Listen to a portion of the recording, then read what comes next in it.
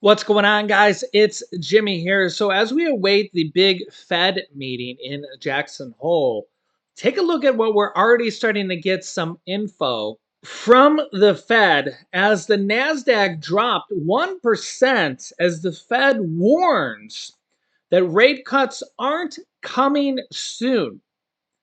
So, the Fed probably will be either holding rates high or raising rates here yet again.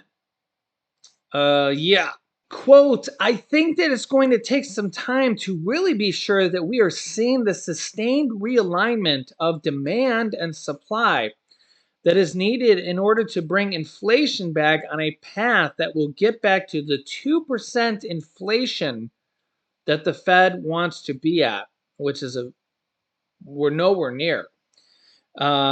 Collins said, which is one of the Fed presidents at the Jackson Hole meeting, quote, I think it's extremely likely that we will need to hold interest rates at current levels for a substantial amount of time, which means higher interest rates for a longer amount of time.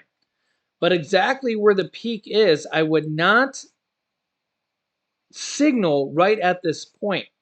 We may be near a peak, but we may need to increase interest rates a little bit further. Wow. Investors will be closely watching a speech from Federal Reserve Chairman on Friday morning for additional signals on the future of path of policy.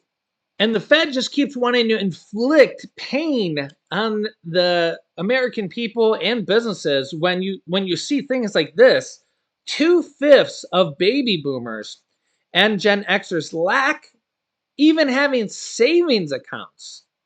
Take a look at this. Yeah, 2/5 of baby boomers and Gen X Americans lack a simple savings account, a new survey finds, underscoring a rising sense of economic ennui at a time of reduced savings and rising debt. In a survey by Achieve, a digital personal finance company, 58% of respondents said they aren't close to achieving financial freedom, defined as living comfortably and without debt or money fears. Only 60% of respondents said they even have a savings account in a bank.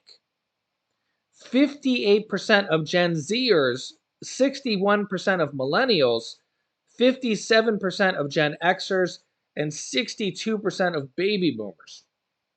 Among those with savings, more than 1/3 of account holders had less than $1,000, which nowadays doesn't go very far.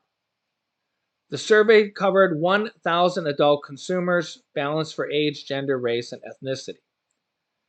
Wow. And then, in addition to that, half of Americans lack a retirement plan. Here are the worst states. Fewer than half of American workers qualify for a retirement plan through their jobs. But that lack of access is markedly worse in some states, which researchers warn could face a spike in senior poverty as a result.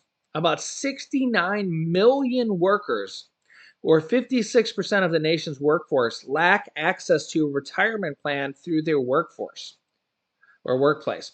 The Economic Innovation Group found in an analysis of 2021 census data, the share is the highest in Florida, where almost 7 in 10 workers are unable to put money away in their employer-sponsored plan. Wow. And the lowest in Iowa, where it is about 4 in 10. Americans' retirement readiness is cleaved by income and profession, with higher income households far more likely to have socked away funds for their later years than low-wage workers. But there's also a geographic divide, with workers in the South less likely than those in the Midwest who have access to employer-sponsored plans, the analysis found. Quote, it definitely limits the ability of those workers to really take advantage of the probability, the more prominent vehicle, the retirement savings in the U.S. found. He added, if you don't have access to it, you can't even begin to start taking advantage of the tax benefits of those plans, because when you put money in that, it reduces the taxes you pay for that year. And that's a pretty big hurdle to try to overcome solely on your own. Midwest workers are the most likely to have access to employer based retirement plans at really only 49%, which isn't that great or good at all. While those in the South are least likely, with only 42% able to tap a 401k, the research found. This also comes here as seniors' medical debt soars to $54 billion in unpaid bills. Wow. Yeah, seniors face more than $50 billion in unpaid medical bills, many of which they shouldn't have to pay, according to a federal watchdog. In an all too common scenario, medical providers charge elderly patients the full price of expensive medical service rather than working with the insurer that is supposed to cover it. So be aware of this. If the patient doesn't pay, the provider sends the bill into collections, setting off a round of frightening letters, humiliating phone calls, and damaging credit reports. That is one conclusion of a recent report titled Medical Billing and Collections Among Older Americans from the Consumer Finance Protection Bureau. The report recounts a horror story from a patient in southern Pennsylvania over a hospital visit, which should have been covered by insurance. I never received a bill from anyone, the patient said in a 2022 complaint. Then came a phone call from a collection agency. The woman on the phone started off aggressively screaming at me, saying the patient owed $2,300. I told her there must be some mistake. Both Medicare and my supplement insurance should have covered it. It has in the past. She started screaming very loud, if you don't pay me right now, I will put this on your credit report. I told her, if you keep screaming at me, I will hang up. She continued, so I hung up. Well, at least she was serious. Nearly 4 million serious reported unpaid medical bills in 2020, even though 98% of them had insurance. Wow. The report found that Medicare, the National Health Insurance Program, was created to protect older Americans from burdensome medical expenses. Though unpaid medical debt for seniors rose from almost 45 billion in 2019 to almost 54 billion in 2020, that's like $10 billion in 1 year, almost 10 billion. Nine was at 9 billion. Even though older adults reported fewer doctor visits and lower out-of-pocket costs in 2020. Medical debt among seniors is rising partly because healthcare costs are going up, which in my opinion is absolutely ridiculous what they charge. But much of the 54 billion almost is cumulative, they said, debt carried over from year to year to the next.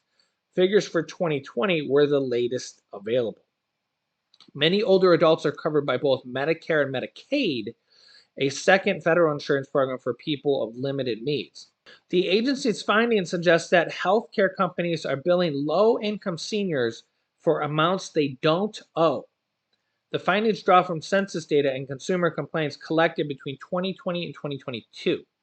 Many complaints depict medical providers and collections agencies relentlessly pursuing seniors for payments on bills that an insurance company has rejected over an error, rather than correcting the error and resubmitting the claim.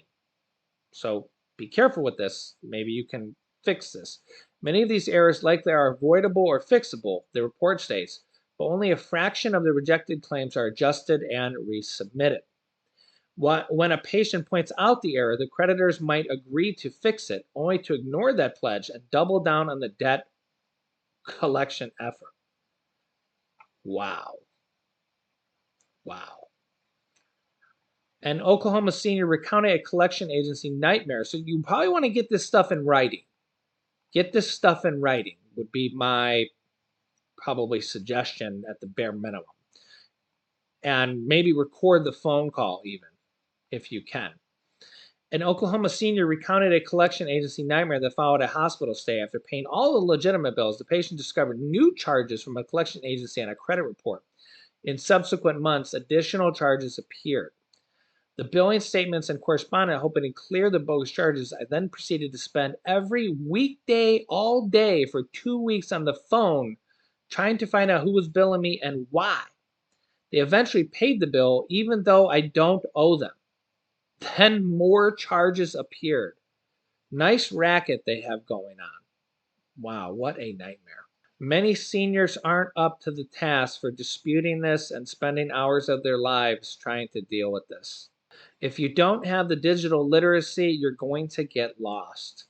Between 2020 and 2022, the agency found that 53% involved debt collectors seeking money that the patient didn't owe. Wow. The complaints illustrate how difficult it is to identify an inaccurate bill which originated and correct the other people's mistakes. Some providers refuse to talk to consumers because the account has already been referred to collections. Many seniors become ensnared in a doom loop and their appeal is hopeless. They pay the erroneous bill. I think some people get to the point where they just throw their hands up, give their credit card number just to make the problem go away. Yeah, let me know your thoughts on this in the comment section if you've dealt with something like this, and maybe if you found a solution to maybe deal with this. Record the conversations. Try to get something in writing if you can from them. That might be difficult. Yeah, tough situation. Tough situation. And honestly, you might be talking with a different person every time you call and deal with somebody. Maybe you talk to the same person, but yeah, it's difficult. So I'll keep you up to date here. Let me know your thoughts here. Make sure to like and share these videos so other people know about this. And I'll keep you up to date here. New videos come out here every day at 10 a.m., 3 p.m., and 8 p.m. Eastern Standard Time on our YouTube channel. Click here to see why they're just dropping dead. Is this a presidential cover-up? Or click here to see why banks are closing hundreds of them across the country. Click on one of those videos next. Thanks for watching, guys, and I'll see you in the next video.